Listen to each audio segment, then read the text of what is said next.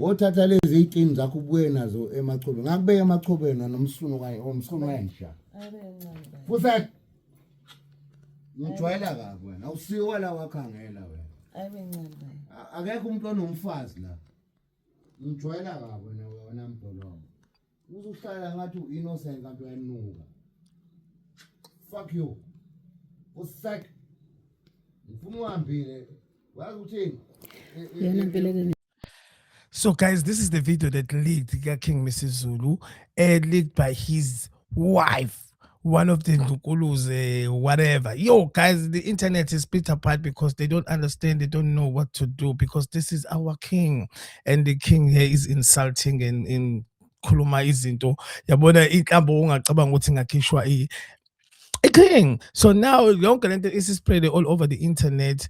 And there are so many divided questions. Abantu badivadeke phakathi boZulu because of the king's action isn't ayishilo lana. And I'll take before siqhubeke nevideo, but I just want to dive in ukuthi abantu from internet bakhuluma bathini because this thing is too big and abantu ngendlela bakhuluma ngayo is yes sesithunzi senkosi yethu uMrs Zulu uzozwa later on ukuthi ubethini kuningi akushilo kuleya video but sifuna sithi 1212 khona la manje according to Twitter lapha the wife of King Mrs Zulu has just proven exactly the things said by the king on this video. Ain't no way you are just recording a king and post for the whole world to see. The the FAQs wasefaka emoji yokulahla udot. It is so wrong in all levels. Why don't you call a family members and discuss issues? Why social media for a whole king?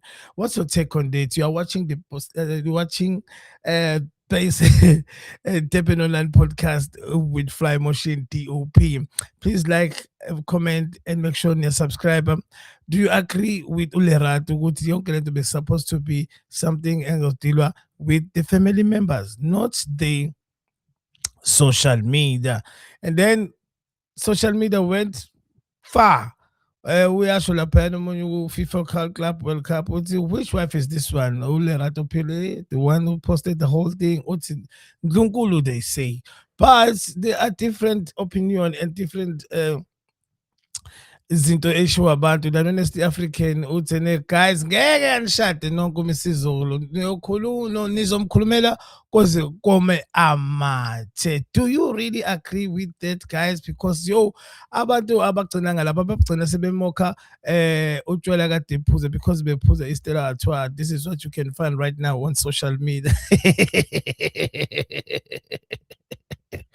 Let's go back to the video and see ukuthi konke lokho kuhambe kwagcina aphi ngoba ngempela ziningi izinto ezonakele for 10 million ngiyikhokhile imali yakhona phelele 10 million imali yami sengixakwa ileli dladla kusedladleni lapha leli dladla because she's involved ayikho into eyake yalunga emhlabeni ukukhona umdolomba pha angazi nebhadi noma wachatwa ngesichilo Dolomba lo ngisaba ngisho ungena ebhizinisini nayo yonke into anayo fana ungabona abantu bamthuka kanjani kuma Facebook lo hey angithi iyo lento engikhuluma yokuchaga amadoda usethi maKaizer Chiefs yonke lonke usechaga amadoda kade kufika abafuna ukuthi hey akathi kumanga ngathi awukanti ngiyabona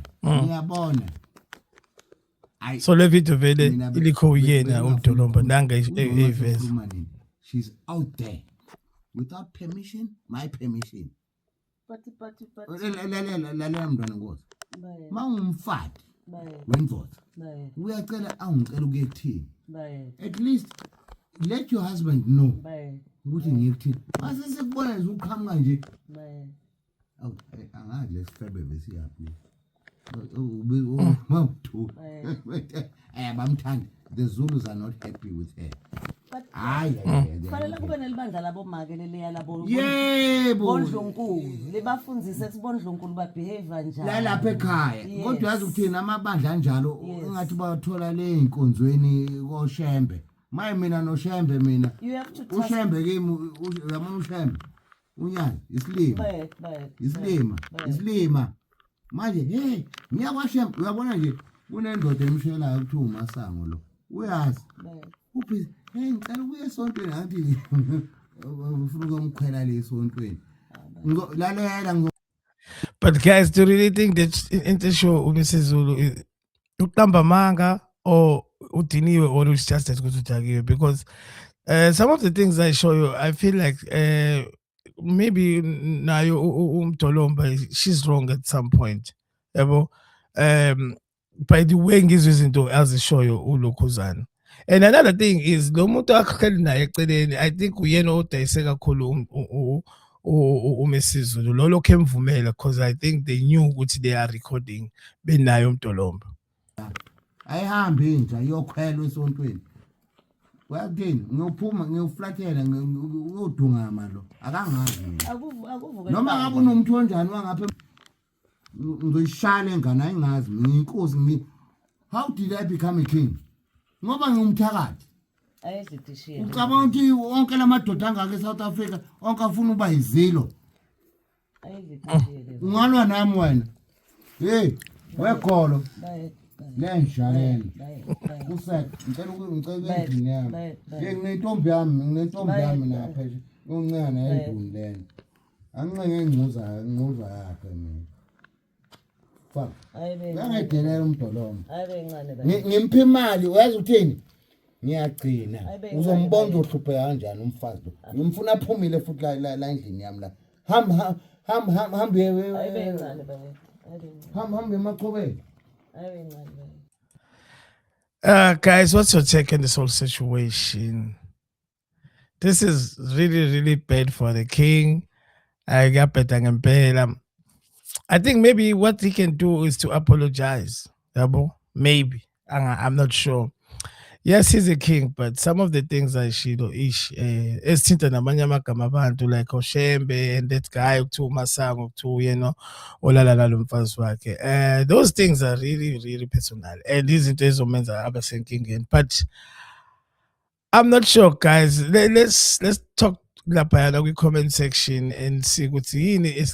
Anyway, before I close the show, the king is just a king and unjingathi sonke mfethu awumlalele la bese ngayifana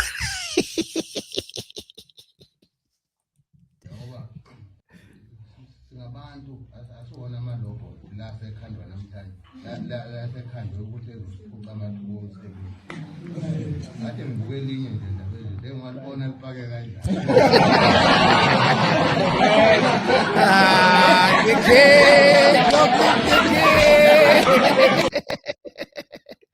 Guys, please make sure you subscribe, like, and share, comment in the comment section.